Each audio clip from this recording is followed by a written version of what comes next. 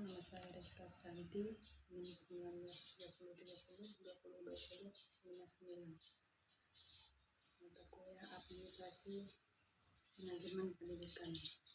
Sini saya akan mempresentasikan konsep dasar manajemen pendidikan sekolah, yang berarti melakukan sesuatu berkali-kali dengan menggunakan tangan. Penggunaan kata "manegio" dalam bahasa Italia pada mulanya ditunjukkan untuk melatih kuda agar kuda yang dilatih tersebut dapat melakukan apa yang diperintah oleh pelatihnya. Inti manajemen pendidikan. Manajemen pendidikan pada dasarnya merupakan penerapan dari prinsip manajemen pada umumnya dalam konteks pendidikan. Kedua, kasan manajemen pendidikan terletak pada tujuan, proses, dan orientasinya. Ketiga, berdasarkan tujuannya, manajemen pendidikan senantiasa harus bermuara pada tujuan pendidikan, yaitu pengembangan kepribadian dan kemampuan mengaktualisasikan pentas peserta didik. 4. Berdasarkan prosesnya, manajemen pendidik harus dilandasi sifat edukatif yang berkenan dengan unsur manusia, yang tidak semata dilandasi prinsip efektivitas dan efisien, melainkan juga harus dilandasi dengan prinsip mendidik.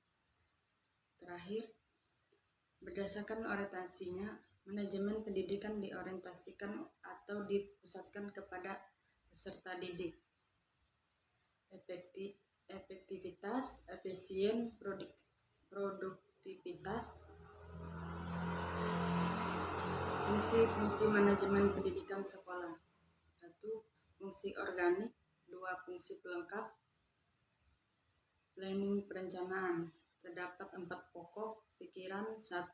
Yang pertama, peran perencanaan merupakan hasil pemikiran yang bersumber pada hasil penelitian atau data. 2. Manajer harus memiliki keberanian mengambil keputusan dengan segala risikonya. 3. Rencana harus berorientasi ke masa depan. 4. Rencana harus memiliki makna bahwa apabila rencana tersebut dilaksanakan akan mempermudahkan pencapaian tujuan.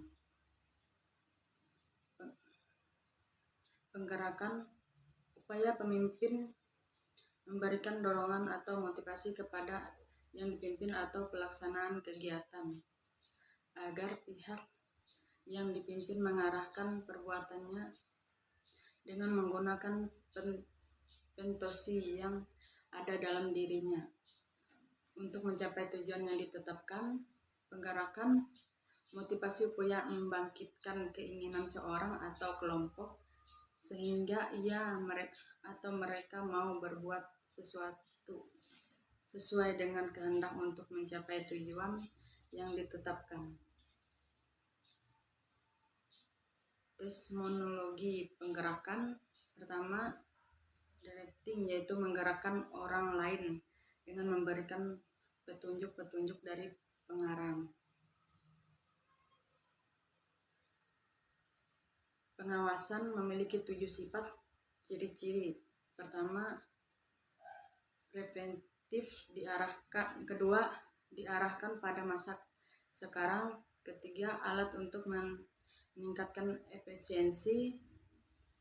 Keempat, mempermudahkan tercapai tujuan. Kelima, membimbing. Keenam, menemukan apa atau bukan yang salah. Tugas dan tanggung jawab manajemen pendidik.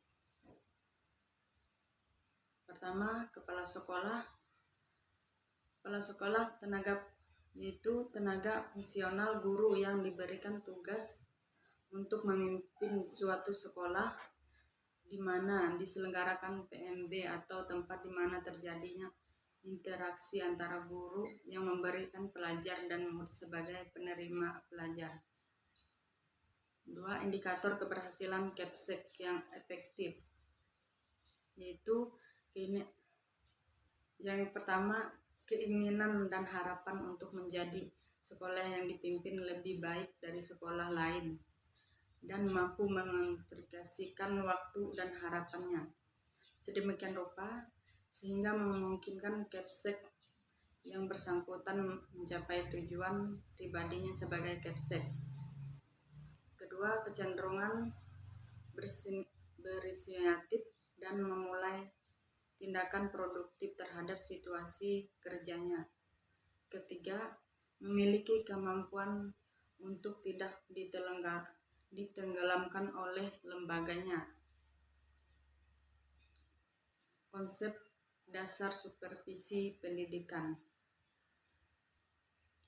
Yang pertama, penerapan supervisor pendidikan. Kedua, penerapan supervisor dalam bidang pendidikan. Supervisi yaitu berasal dari bahasa Inggris supervision. Super berarti di atas, sedangkan vision berarti penglihatan atau melihat.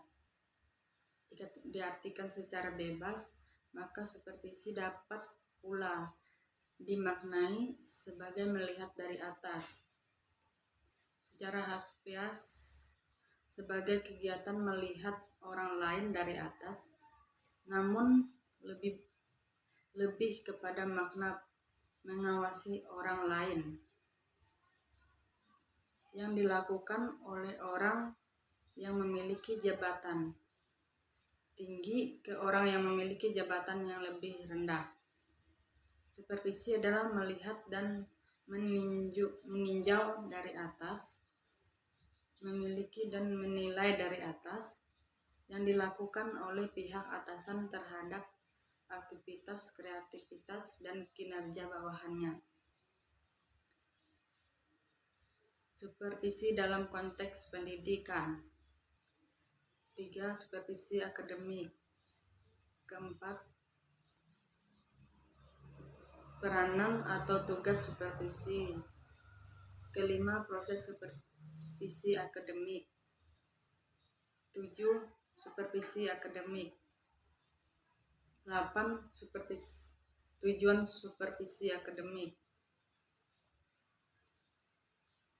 Pendidikan sekolah sebagai suatu sistem, yaitu pendekatan sistem, cara berpikir dan bekerja dengan menggunakan konsep-konsep teori sistem. Kedua, karakteristik teori sistem.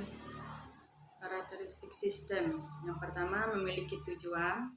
Yang kedua, memiliki batas yang memisahkannya dari lingkungannya. Yang ketiga, memiliki sifat. Yang keempat, ada proses transformasi. Yang kelima, memiliki sub-sistem. Unsur-unsur dalam sistem pendidikan. Yang pertama yaitu raw input, yaitu individu dengan karakteristik tertentu yang akan mengalami proses pendidikan. Yang kedua, instrumental input, yaitu segala sesuatu yang sengaja diadakan atau direncanakan untuk keperluan pendidikan, kurikulum, program pendidikan tersebut. Yang ketiga, environmental input, yaitu berupa lingkungan, baik lingkungan fisik maupun lingkungan sosial. Yang keempat, output, peserta didik yang telah mengikuti proses pendidikan dalam waktu tertentu dan lebih mengalami perubahan tingkah laku dengan kualitas tertentu. Tujuan pendidikan.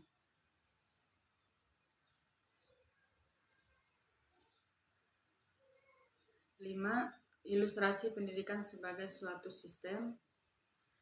6. Analisis sistem pendidikan Indonesia dalam hubungan dengan suprasistem. 7. Suprasistem pendidikan nasional Indonesia. 8. Transformasi dalam sistem pendidikan nasional Indonesia. 9. Analisis sistem pendidikan nasional Indonesia. 10. Interaksi sistem pendidikan dan lingkungannya. 11. Suprasistem, subsistem pada tingkat pendidikan di Indonesia. Budaya sekolah. Pengertian budaya yaitu keseluruhan sistem gagasan, tindakan, dan hasil karya manusia dalam rangka kehidupan masyarakat yang dijadikan miliknya melalui belajar. Budaya sekolah yaitu perkembangan bersama dengan sejarah sekolah, wujudnya dalam bentuk norma, nilai, keyakinan, tata upacara, ritual, tradisi, mitos yang dipahami oleh seluruh warga sekolah. Yang ketiga, prinsip pengembangan budaya sekolah. Yang kelima, bagaimana mengembangkan budaya sekolah. Pertama, analisis lingkungan eksternal dan internal. Kedua, merumuskan strategi. Ketiga, implementasi strategi. Keempat, monitoring dan evaluasi. Pengembangan kultur sekolah. Kultur sekolah yang pertama, meningkatkan kualitas yang terus-menerus. Kedua, pemimpin sekolah yang sukses memahami lingkungan sekolah secara holistik. Ketiga, pandangan yang holistik ini merupakan konsep kultur sekolah. Keempat, melalui pemahaman kultur sekolah, pemimpin akan memiliki bakal yang membentuk nilai, keyakinan, dan sikap yang diperlukan untuk mengembangkan sekolah belajar yang kontinu. Kelima, kualitas kultur. Keenam, sekolah menurut kultur sekolah. Ketujuh, tipologi kultur sekolah. Kedelapan, meningkatkan mutu sekolah. Pengembangan budaya sekolah yaitu budaya sekolah berwujud dalam norma, nilai, keyakinan, tata upacara, ritual, perbuatan, dan karya seluruh warga sekolah. Pertama, prinsip pengembangan budaya sekolah yaitu mungkin kuat pemahaman, keyakinan, dan keputusan warga terhadap norma dan nilai sekolahnya. Makin tinggi kebanggaan terhadap sekolahnya. Kedua, karakter pengembangan budaya sekolah. Bidang garapan manajemen pendidikan.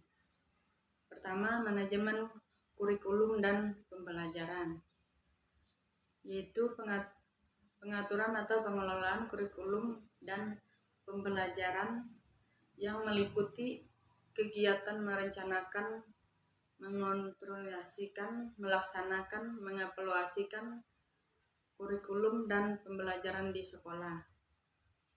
Yang kedua, manajemen peserta didik. Ketiga, manajemen tenaga pendidik dan kependidikan. Keempat, manajemen sarana dan prasarana. Kelima, manajemen pembiayaan atau keuangan. Keenam, manajemen hubungan sekolah dan masyarakat. Ketujuh, manajemen budaya dan lingkungan sekolah.